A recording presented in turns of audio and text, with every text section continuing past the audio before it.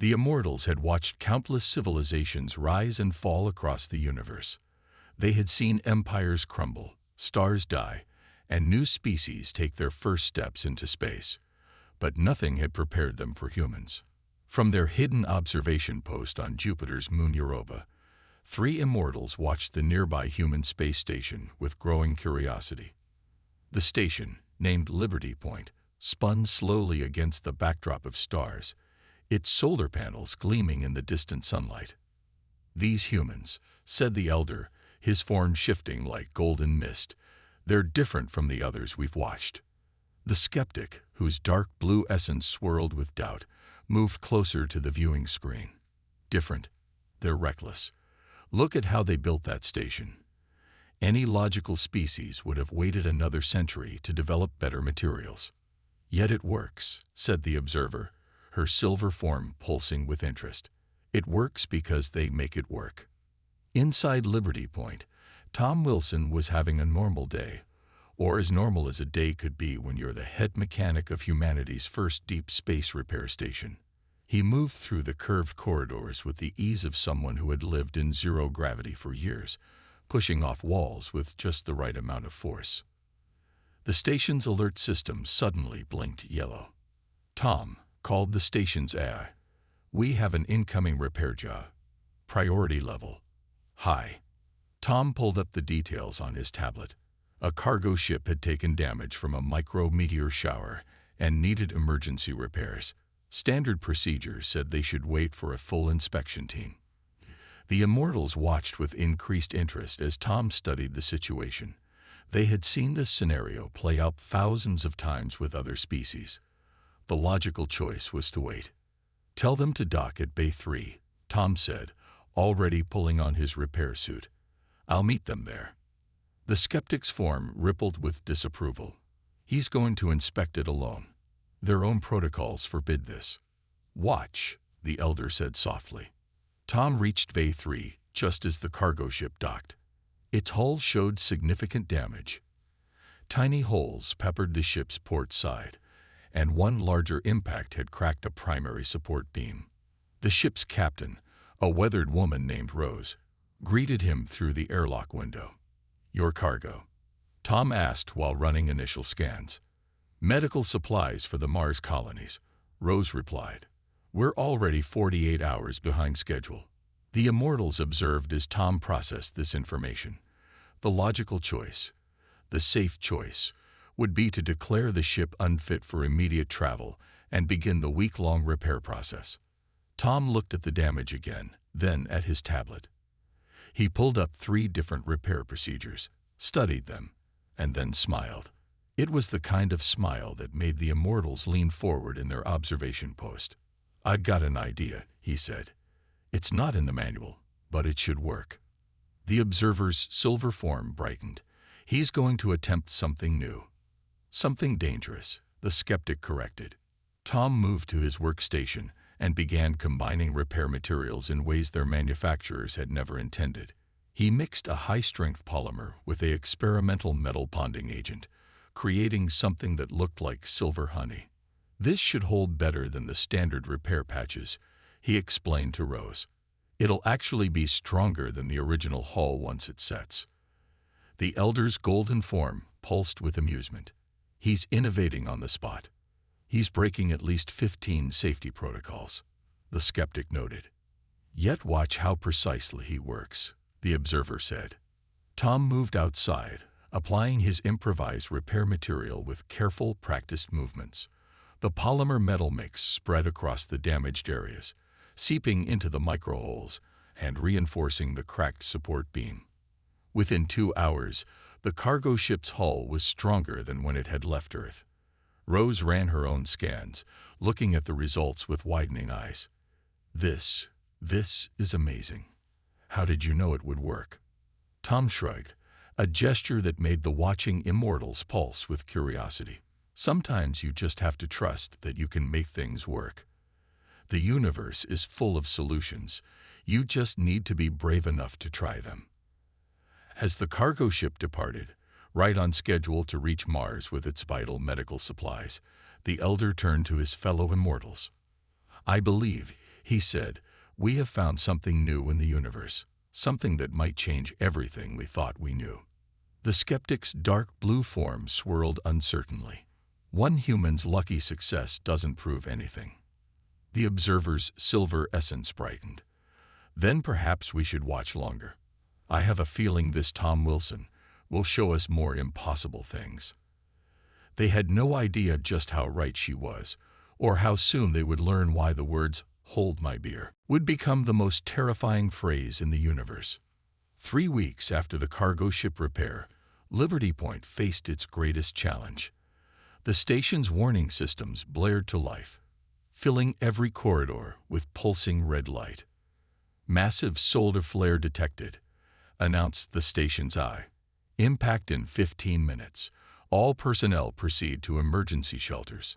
In the antimatter containment room, Tom Wilson stared at his screens with growing concern. The antimatter pods glowed with their usual blue light, each one containing enough energy to power a small city or destroy the entire station. The Immortals, still watching from their hidden post on Europa, leaned forward with intense interest. "The standard procedure is clear," the skeptic said, his dark blue essence swirling faster. "They must evacuate. Even their most advanced shielding cannot protect antimatter containment from a flare of this magnitude." The elder remained silent, watching Tom's face on their viewing screen. Jack, Tom's best friend and fellow mechanic, burst into the containment room. "Tom, what are you doing? We need to get to the shelters." The screen showed the approaching solar flare, a massive wave of charged particles that would hit their station with the force of 1,000 lightning bolts. The regular shields would hold, but the sensitive antimatter containment fields would likely fail. "If these containment pods fail," Tom said quietly, "the explosion will take out not just our station, but 3 nearby research outposts." The observer's silver form pulsed rapidly. "He's calculating something."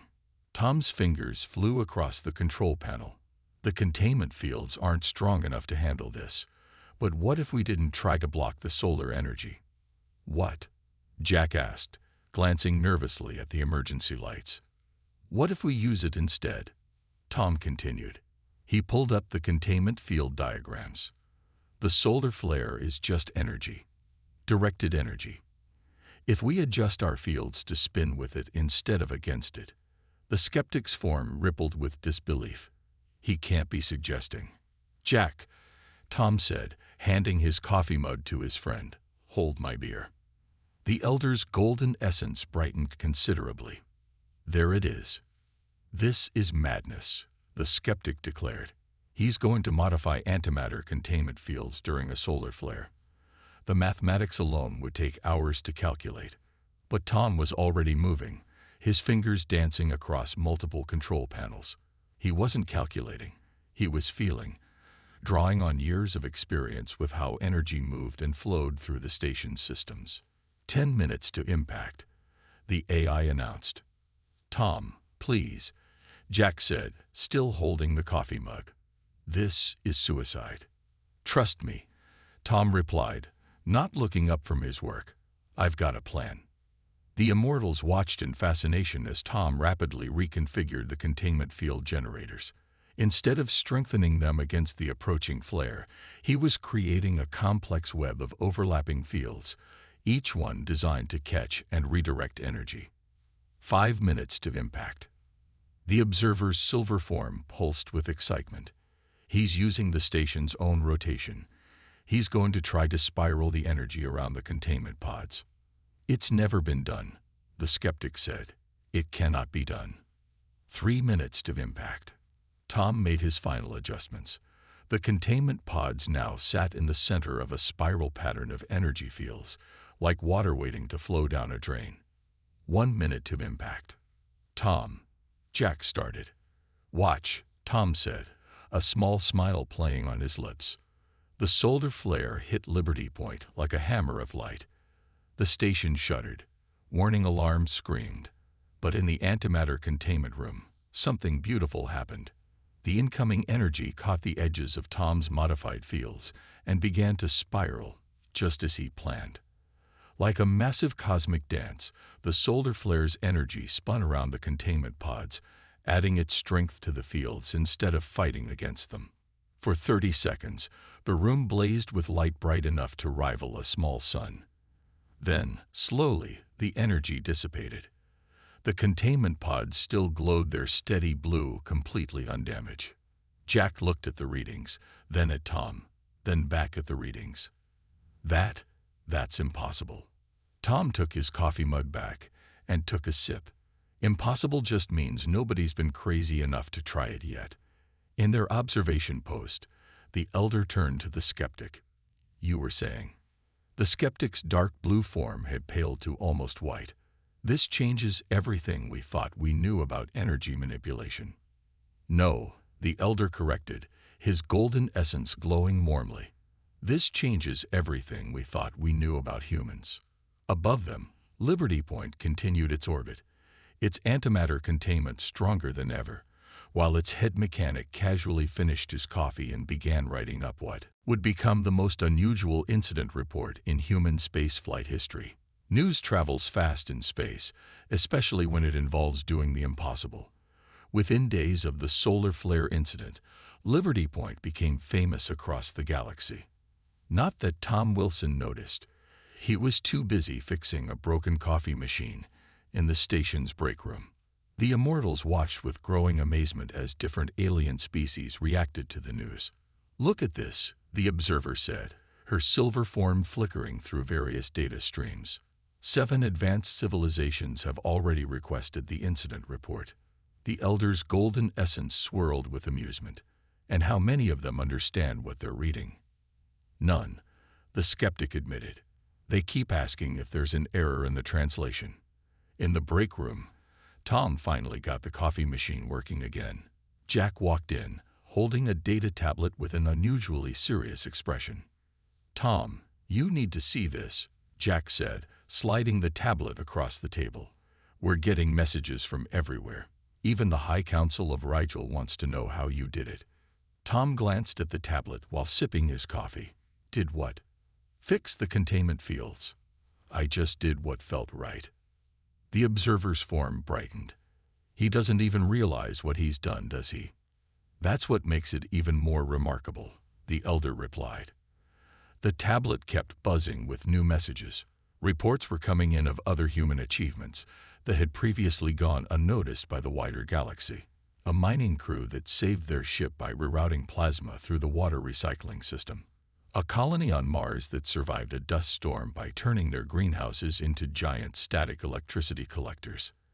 It's not just you, Jack explained, scrolling through the reports. People are starting to notice a pattern with humans. Whenever someone says we can't do something, we find a way to do it anyway. Tom finished, smiling. The skeptic's dark blue essence rippled. I've been analyzing their historical records. Look at this. Images flashed across the Immortals' viewing screen. Humans crossing oceans in wooden boats, flying through the air in metal tubes, walking on their moon with technology less powerful than their current pocket devices. Each time, the observer noted, someone probably said it was impossible. And each time, the elder added, someone probably said, hold my beer. Back on Liberty Point, the station's AI announced an incoming transmission. The main screen lit up with the face of an alien scientist from the Rigel system. Its crystalline features sparkled as it spoke. Engineer Wilson, the alien said, we have studied your solution to the solar flare problem. Our greatest minds say it should not work. Tom shrugged. But it did work.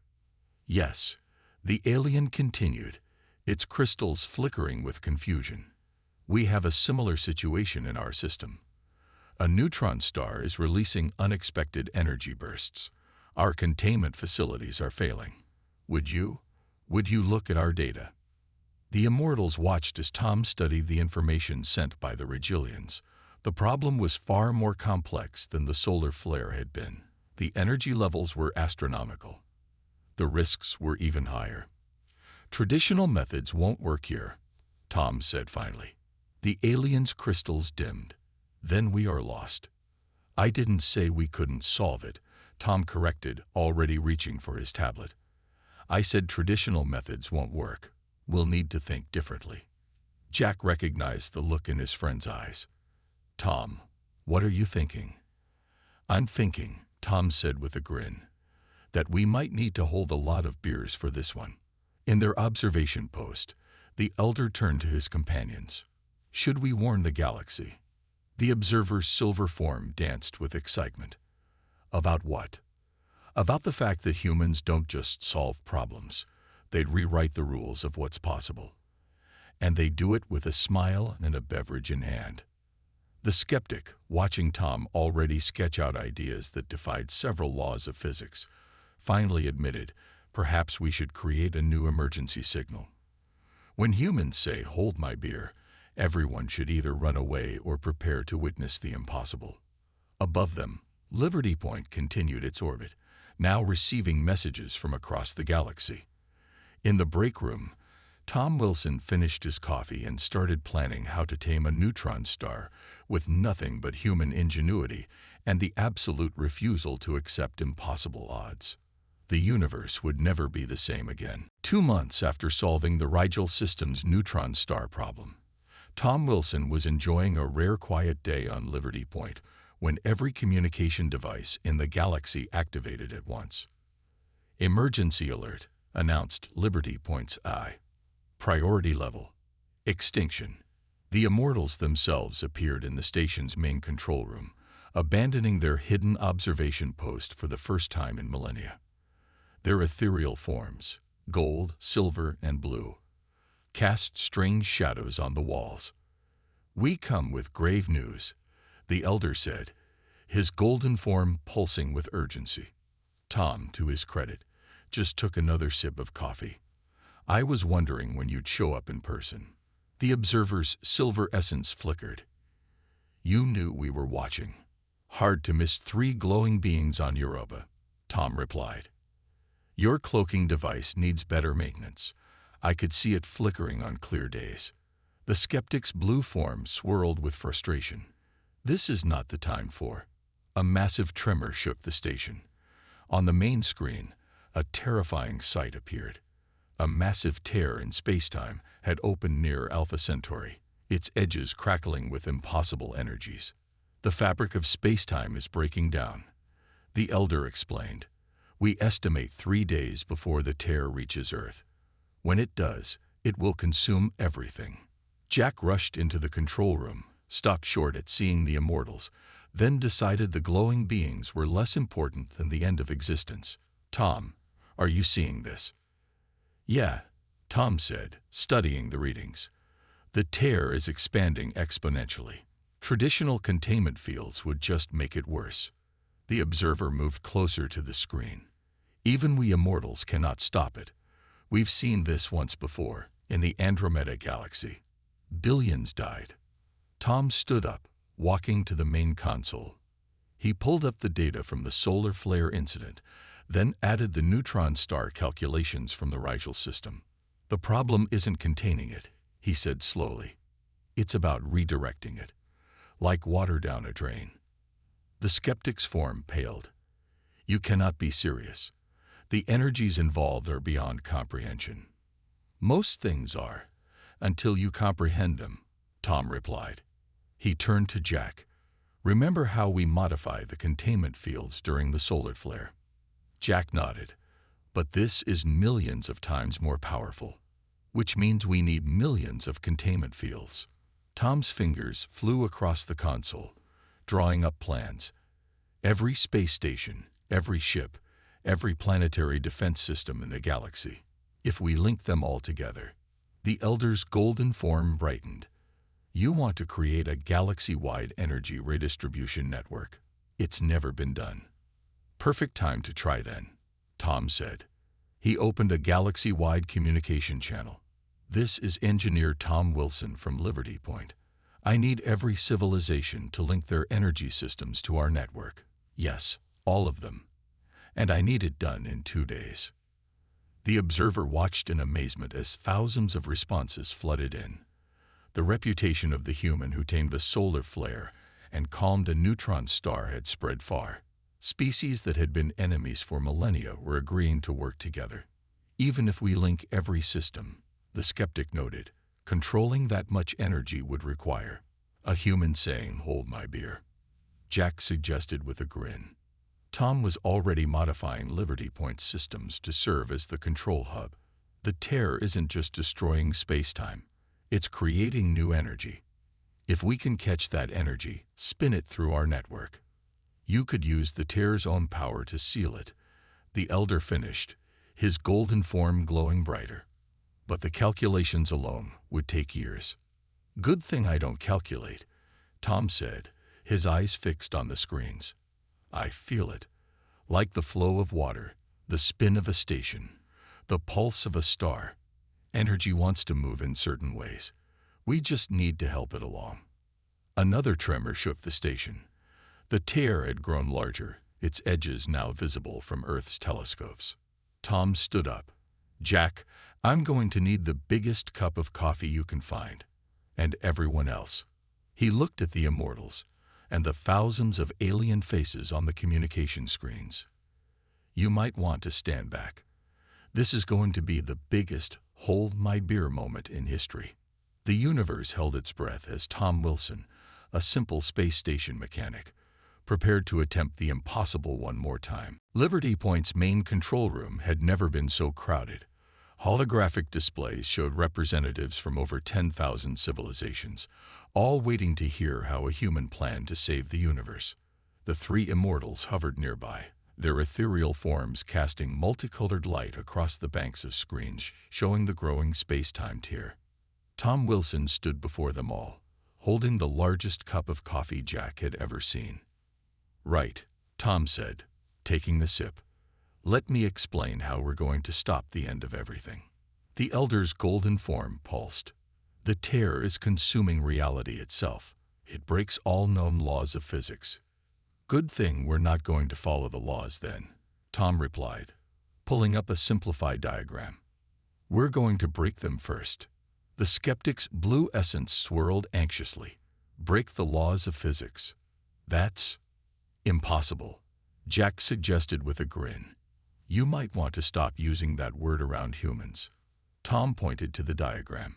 Every civilization here has some form of energy containment system. Shields, power plants, defense grids. We're going to link them all together, like we did with the containment fields during the solar flare, but on a galactic scale. The energy requirements would be astronomical, a crystalline being from Rigel noted. That's the beautiful part, Tom said. We're going to use the tear's own energy. It's not just destroying reality. It's releasing massive amounts of power. We can catch that power, channel it through our network, and use it to stitch space-time back together. The observer's silver form brightened with understanding. Like using the force of a river to power a dam. Exactly. Tom moved to another screen. Each civilization's containment systems will act like a thread in a giant net. When the tear's energy hits it, instead of breaking through, it'll flow along our network. And then what? Asked the gaseous being from the Andromeda galaxy. Tom took another long sip of coffee. Then we spin it, like water going down a drain, but in reverse. The tear is reality unraveling. We're going to make it ravel back up. A murmur ran through the assembled representatives. The Immortals exchanged glances. The mathematics, the skeptic began. Won't work, Tom interrupted. At least, not in any way we can calculate. This is about feeling the flow of energy. Like surfing a wave. You don't calculate the water's movement, you feel it and move with it. He pulled up the next diagram. Each civilization will need to assign their best engineers to monitor their section of the network. When the energy hits, don't fight it. Guide it. Like bending a river, not damming it. And Liberty Point will coordinate all of this, the elder asked. Tom nodded. We'll be the center point. The energy will flow through every system in the galaxy, then spiral back here. When it reaches critical mass, we'll reverse the flow and push it back into the tier. Push it back. The skeptic's form paled. The energy levels would vaporize this station instantly. Not if we modify the station's rotation, Tom explained. We'll spin Liberty Point in sync with the energy flow. Like a ballet dancer doing a perfect pirouette, we'll stay in the eye of the storm. Jack looked at his friend. You know this is crazy, right? Completely insane, Tom agreed cheerfully. But everyone's favorite impossible things started out as crazy ideas. The first humans who decided to fly. The first ones who went to space. The first ones who said, I bet I can ride that wild horse. They were all crazy too. The elder's golden form grew brighter. And this is why we've been watching you humans.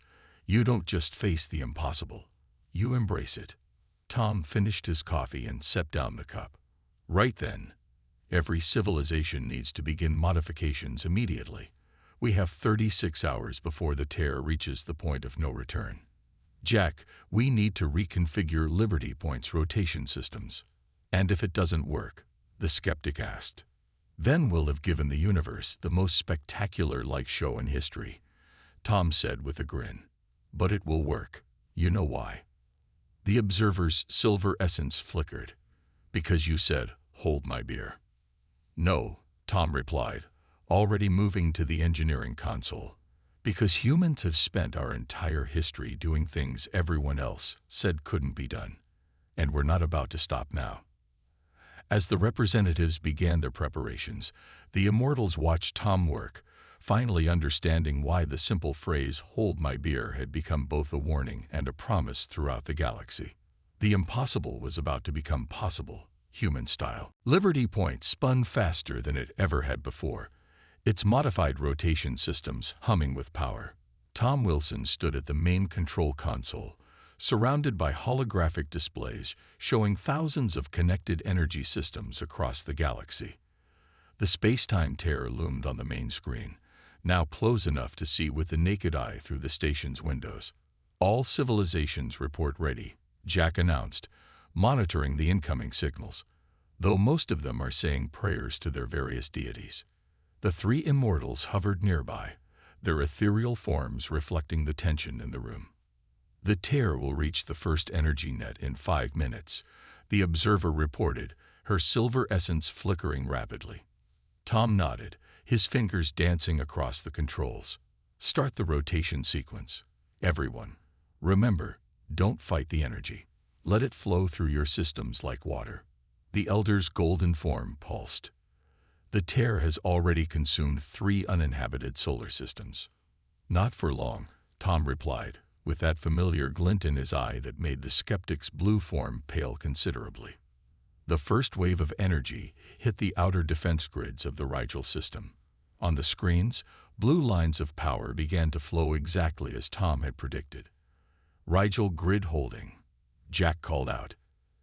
Energy is flowing into the network. Tom watched the power readings climb. Andromeda sector, get ready. You're next. The tear's energy slammed into the next set of containment fields. For a moment, everything held. Then alarms began blaring. Power spike, Jack shouted. The Andromedans are losing containment. No, they're not, Tom said calmly. They're fighting it too hard. Andromeda, ease up. Let it flow like a river, not a dam. The Andromedans adjusted their fields. The alarms quieted. The energy continued its planned path through the galaxy-wide network. 3 minutes until it reaches Liberty Point, the observer announced. The skeptic's form swirled anxiously. The station's structural integrity cannot possibly. Want to bet? Tom interrupted with a grin. Jack, initiate final rotation sequence. Liberty Point began to spin even faster, its movement precisely calculated to match the incoming energy wave. The station's lights flickered as power was diverted to the containment systems. 2 minutes. Tom's hands flew across the controls, making micro-adjustments to the station's spin. Everyone hold tight. This is where it gets interesting. Interesting.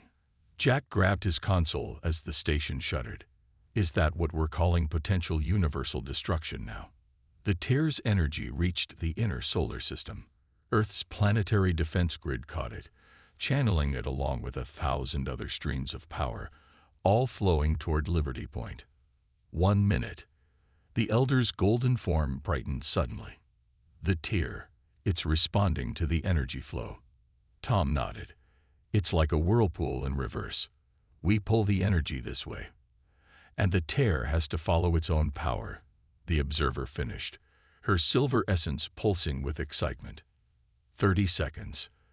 The station's sensors were overwhelmed by the approaching energy wave. Outside the windows, space itself seemed to glow with power. 15 seconds. Tom took a deep breath. Jack, remember how I solved the coffee machine last week? By hitting it in just the right spot. Jack replied, confused by the timing of the question. Sometimes, Tom said, his fingers poised over the final controls. The simplest solution is the right one. The energy wave hit Liberty Point. The station spun like a top, catching the tear's power in its modified containment fields. Tom's hands moved with impossible speed, adjusting the fields microsecond by microsecond, guiding the energy like a master conductor directing an orchestra. It's working. Jack shouted over the roar of power flowing through the station. Tom grinned. Of course it is. Now for the fun part. He slammed his hand down on the main control. Liberty Point's spin reversed instantly. The gathered energy, guided by thousands of civilizations' combined technology and one human's crazy plan, shot back toward the tear like a bullet from a gun. The universe seemed to hold its breath. The tear, faced with its own energy coming back at it in a perfectly controlled spiral, began to shrink. By all that exists, the skeptic whispered, his blue form almost white with amazement. He's actually done it. Tom didn't reply. He was too busy surfing the biggest wave of energy the universe had ever seen, guiding it with nothing but human instinct and the absolute certainty that impossible was just another word for hasn't been done yet. The tear grew smaller and smaller as the station spun faster and faster. Tom Wilson, master mechanic and saver of reality, allowed himself a small smile. After all, it was just another day of humans doing what they did best. The impossible. 1 week after Tom Wilson had casually saved the universe by treating a space-time tear like a stubborn drain clog, Liberty Point's bar was more crowded than it had ever been. Representatives from across the galaxy had gathered to celebrate, though most kept a respectful distance from Tom's table. I still don't understand, the skeptic said, his blue form hovering near Tom's drink. By all known laws of physics, reality should have collapsed. Tom took a sip of his beer. Maybe we need new physics. The elder's golden essence swirled with amusement. New physics. You suggest we rewrite the fundamental laws of the universe. Why not? Jack chimed in from across the table. Tom's already fixed a coffee machine with a rubber band, solved a neutron star crisis with modified containment fields, and saved existence itself by spinning really fast. The observer's silver form pulsed thoughtfully. The other species are already studying the data from the event. They're calling it the Wilson Principle, the theory that impossible things become possible when humans say, "Hold my beer." Tom nearly choked on his drink. They named a scientific principle after me. Multiple principles, actually. A crystalline being from Rigel called from nearby. The Wilson rotation theory is being taught in our universities now. The bar had become a strange mix of celebration and scientific conference. Alien scientists huddled over data tablets, trying to understand exactly how Liberty Point had survived energy levels that should have vaporized a small galaxy. Engineers from a dozen worlds studied the modified containment field designs, while others attempted to replicate Tom's feel the energy approach. That's the part they're struggling with most, the elder noted. The intuition. The human ability to just know. It's not really knowing, Tom explained, drawing diagrams on a napkin. It's more like dancing. You don't calculate every step. You feel the rhythm and move with it. A holographic message appeared in the center of the bar. The High Council of the Galaxy, speaking in unified voice for the first time in recorded history, announced the creation of a new emergency protocol. From now on, any time a human said, "Hold my beer," near a critical system, all nearby species were to either evacuate immediately or prepare to witness a miracle. Jack laughed. "We're officially a galactic warning sign." "And a solution," the observer added. "Every major engineering project in the galaxy now wants a human advisor, just in case the impossible needs doing." Tom shrugged, finishing his drink. The impossible is just the possible that nobody's been crazy enough to try yet. The skeptic's form had finally returned to its normal blue color. "After witnessing what you did with that tear, I'm beginning to think humans don't understand the concept of impossible." "Oh, we understand it," Tom said with a grin. "We just don't agree with it." The elder's golden essence brightened. "And that is why we've watched your species for so long. You don't just solve problems, you redefine them. You see barriers as challenges, disasters as opportunities, and physics as suggestions," Jack added with a laugh. "Exactly," Tom agreed. He stood up, heading to the bar's coffee machine, which had started making suspicious noises again. Speaking of which, the entire bar went silent. 3 alien species immediately began moving toward the exits. "Oh, come on," Tom said, pulling out his toolkit. "It's just a coffee machine." "You said that about the space-time tear too," Jack reminded him. Tom grinned, handing his fresh beer to Jack. "Hold this for me." The Immortals watched as the hero who had saved the universe rolled up his sleeves to tackle yet another impossible problem. Around them, alien scientists frantically took notes. Several species activated their emergency protocols, and Jack simply smiled, holding his friend's beer and waiting for the impossible to become possible once again. Because that's what humans did best. They took one look at the universe's rule book, said, "Hold my beer," and rewrote reality itself. And somewhere in the vast cosmos, a coffee machine was about to learn why even the Immortals ran for cover when humans decided to fix things their own way. The universe would never be the same again. And that was exactly how humanity liked it.